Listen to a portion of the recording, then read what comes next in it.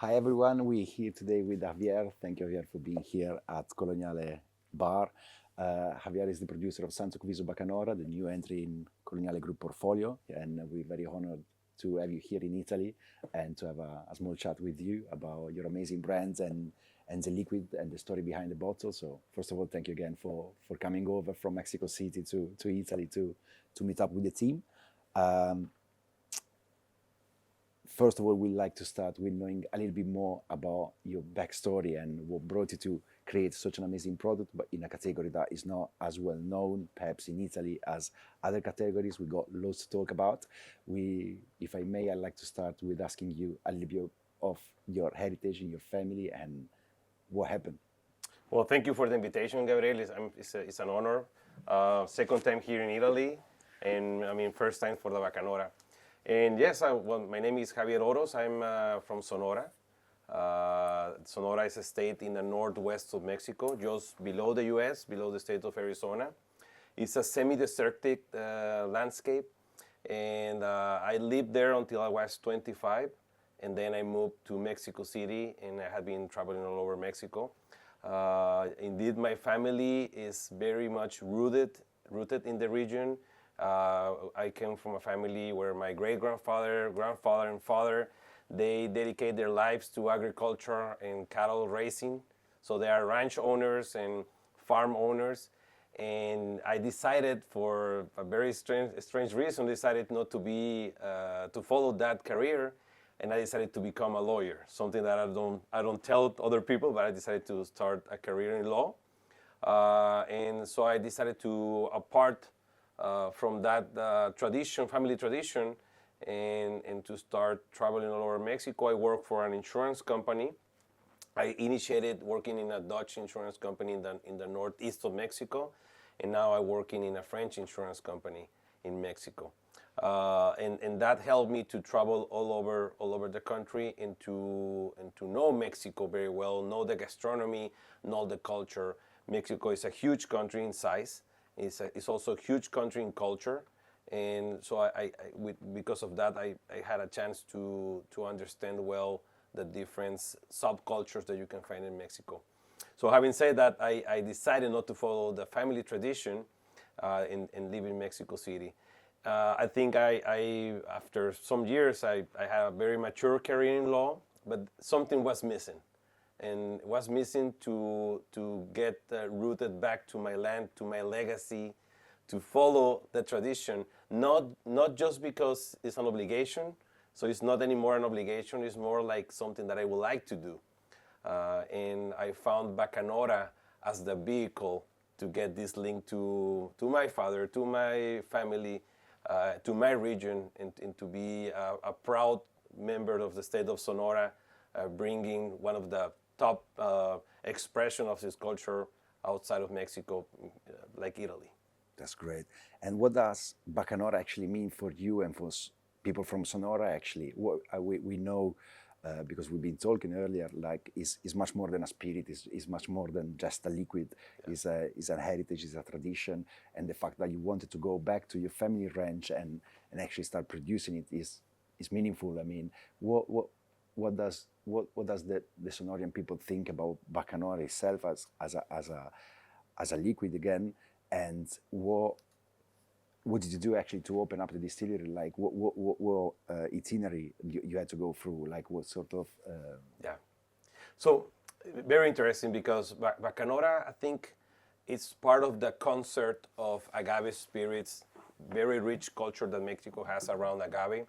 I'm in love with all the agave spirits, so I have only good things to say about all these different agave spirits.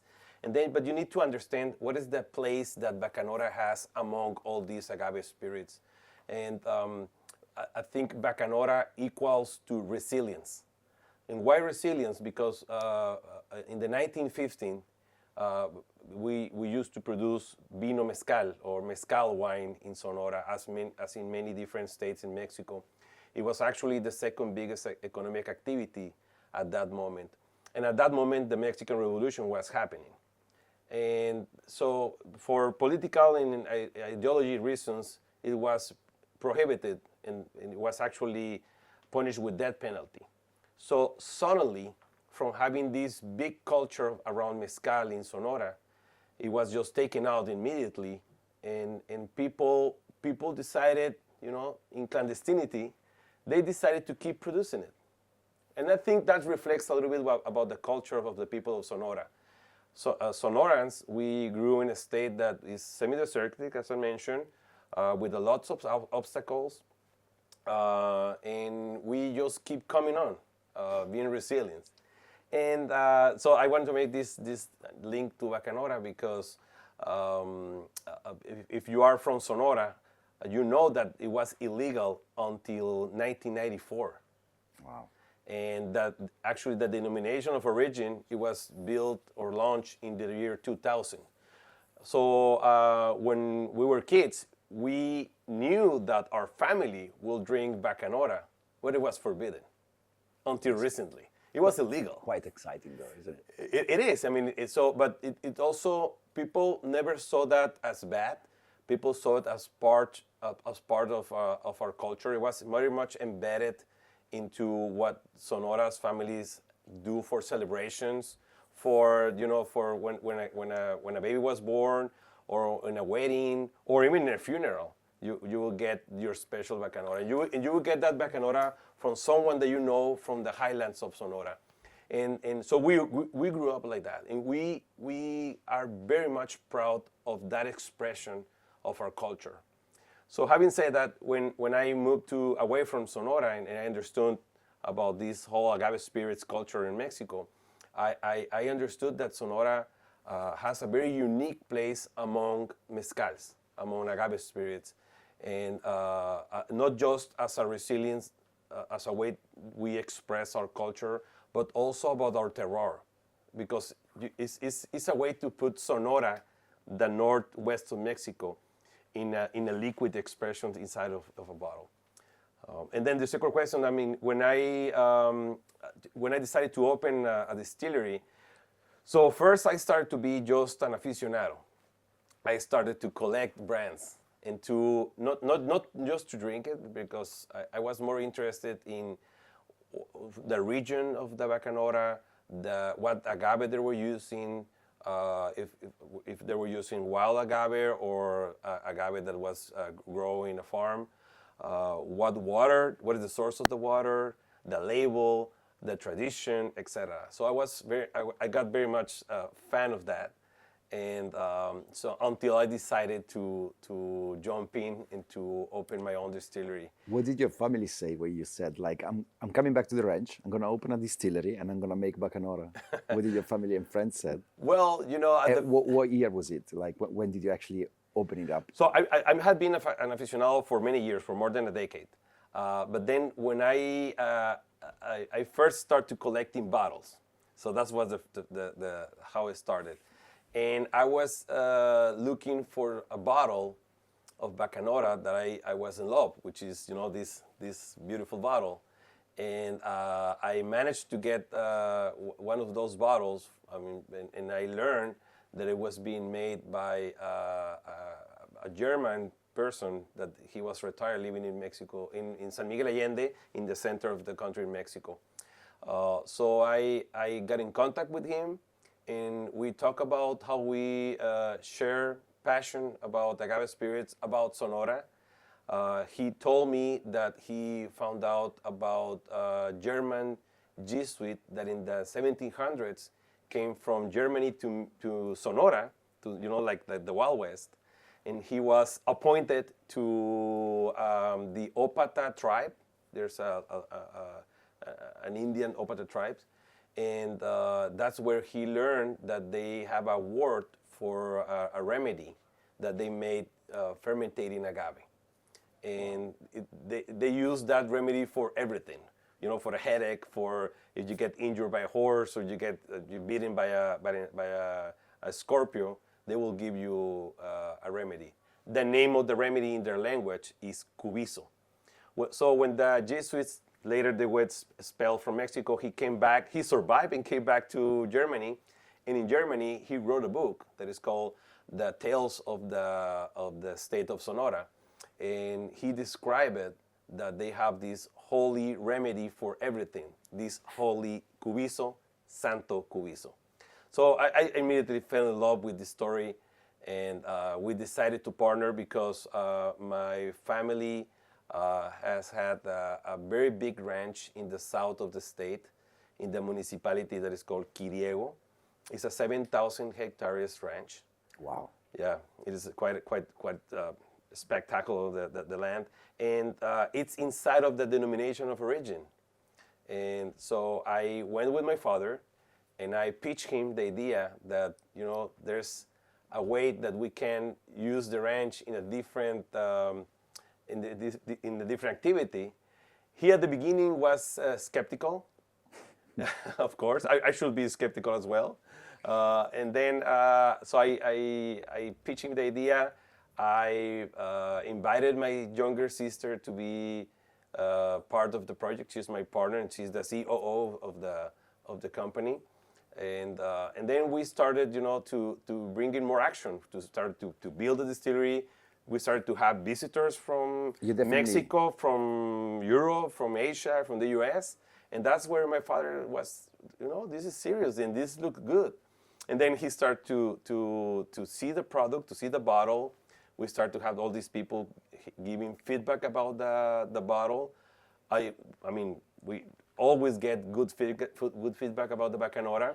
And then he got also excited and in love, and he believes it's amazing. And it was a way so we all got reconnected as a family. That's great. You definitely have space enough in your ranch to build up a distillery.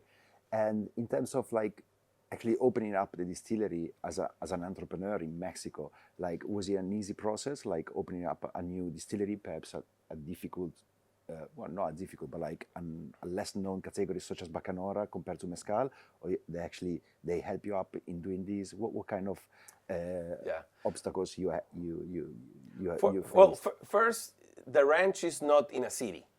So that was about to go. Yeah, it is probably an hour of the closest big city, which is Ciudad Obregón, the city of Obregón. And so we are in the middle of the mountains. You have to drive through a dirt road, open 5 doors, so you have to go through ranches. And so to get material, to get people to go and work in a distillery, to build a distillery, is difficult. Then I need to bring the equipment from somewhere else in Mexico, probably from the mezcal region. So I mean, that we have those typical obstacles, nothing that passion cannot beat. And but then we had we need to fix the source of the water. Thank you. And we need to we need to get all the logistics ready. Then you have to go through all the regulatory processes, which is in Mexico is quite bureaucratic. Actually, we didn't start selling our product in Mexico. We started selling our product in the US and in Europe. So we started in a different way, because to get approval to sell the product locally, you need to go through a very deep process, even higher than exporting. And we were in the middle of the pandemic, and some of the government offices were closed. So we couldn't get inspections or inspectors or people just to approve your label. So we started selling abroad, which allow us to go into to be more sophisticated in quality control, because I mean we need to comply with the regulations of trade law, and then with the regulations of health law in every country. So I think we started different than other brands. Normally they start in Mexico and they will go abroad. We start selling abroad, and then we start selling in Mexico. Have being a lawyer helped you up in this? Of course it helps. It helps to understand the environment, to be patient. Absolutely. To be patient and to know how to speak to the government, or to challenge the government when you get a bad decision. But it definitely helps. So now talking about a little bit more closer about the distillery itself. So how you guys set up? Do you guys have the agave fields that you grow your agave in? You need to harvest it elsewhere? How does your day-to-day life work at the distillery? Yes. Well, so far we have 5 years operating, and so far we have just used wild agaves. Bacanora according to regulation, you need to use agave from the variety angustifolia from the sub-variety pacifica, which is endemic from the region of Sonora. And we need to use local resources to get that wild agave, which is mostly on the highlands of Sonora. And so you get a lot of informality, and you need to have the agaves need to have enough level of sugar so you can cook it and then ferment it and then distillate it.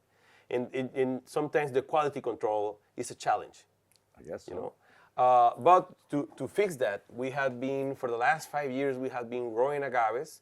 So we have our own ranch where we have the distillery, and then we have also a different land which we call the farm, where we have more than 100,000 agaves. Wow. And they keep reproducing because you will get these hijuelos, the sprouts, and every agave will give you around 2-3 hijuelos, and so you need a lot of land to keep moving the hijuelos and keep the production of agaves. So this year we're gonna start harvesting our first batch of agave that we grew, which is great because now the agave that we are growing. Because we control the production, I guess they're going to be bigger with higher content of sugar. We're gonna be able to maintain the quality of the sugar level. The brix levels are called. So that's what we're doing, and so this year we will be 100% sustainable. And I also think that it will be much more manageable in terms of harvesting and looking after the plants itself compared to maybe the very first times that you had to actually get the wild agaves from the hills. I don't know, like when was the first time you actually spot the agave, the right agave in your ranch? Well, we also, so we have wild agaves at the ranch, and we harvest them, and it's an amazing experience because we have to go all over the ranch, which there are some places at the ranch, even in this, at my age, I have never met. And we saw those agaves, so we have to check if they're ready. We have to check if they're mature. They have that enough brix levels. And I think that was probably 5 years ago. 5 years ago. And then, I mean, we need also to buy agaves from somewhere else. And again, I mean, people, we need to come from the hills. There's a lot of obstacles, including security obstacles that people face to bring the agaves back to, I mean, to get it to your distillery. So now, luckily, because we have been growing agaves on our farm, we're gonna be, I mean, we're not gonna have any problems related to that. Great. And in terms of distillation process and like production process, so what happens from the field to the very bottle, like in the quickest way you can, but like talk us through the steps of production for Santo Cuviso. Well, first you need to know that for every 10 kilos, you will get 1 liter. So how heavy is a Pacifica, agave Pacifica? Well, a wild agave Pacifica will be probably a big one, 25 kilos, probably. So 2 liters of produce per bottle. Exactly. So you need to get enough. We don't use any additive. We don't use any. We just use wild yeast. And so what we do is that we spotted the agave, we harvest it, then we take it to our conic oven, which is an underground oven. The size of the oven allows for probably 3 tons. Okay. And then so we will cook it by 3 days. Then we will take out the agaves. Then we will chop them. Then we will put it to fermentate in pine tanks. Depending on the weather, because that's also a condition that you need to take in consideration. If it's too hot, if it's too cold, or if it's raining, you cannot produce because it will affect. So you need to have the right conditions. And Sonora is a place where you have extreme hotness, extreme coldness, because it's a desert. So it will be there probably for 8 to 10 days, and then you will take out the fermentation process to the alambique, and we will do 2 distillation process. And then we will take it to bottle. And lastly, I'd like to ask you, how do you see Bacanora moving forward? Like, obviously, a lot have changed regarding this category over the past couple of years, 3, 4, 5 years. How do you see the next 5 years? What's going to happen? How will they unfold? And how are markets reacting to this amazing product and category? Yeah. Well. First, after Bacanora came out of clandestinity, we were lucky enough that tequila was growing very fast in the world, that the mezcal was growing also very fast. And I think we enter into that inertia that the agave spirits have, where consumers know more about agave spirits.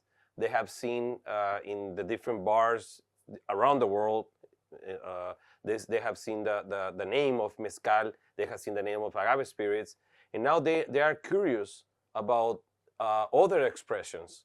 And Bacanora, I think, is a unique mezcal. It's not legally speaking a mezcal. It's technically speaking a mezcal. All agave spirits are a mezcal. So I think that people is now becoming more aware that there are these different expressions. I think that the storytelling behind Bacanora helps a lot for people to get curious. I see that even in Mexico City, for example, where people is like, when they learned that it was forbidden 70 years, they will be like, okay, I would like to try that. I had never tried that in my life. And we also have a very unique DO. It's the only denomination of origin in Mexico that is only for one state. It's only for 35 municipalities in a state that has 72 municipalities. So people is interested in having these new expressions. I see that the market is growing fast. The niche of mezcal and is helping a lot Bacanora, and Bacanora is growing also, along with other spirits as Sotol or Raicilla. Well, thank you so much, Javier. Thank you for this amazing story, this amazing brand you produce. Please keep on going. I'm very much looking forward to see you again here and taste some more products of yours. Thank you very much. No, thank you, Gabriel.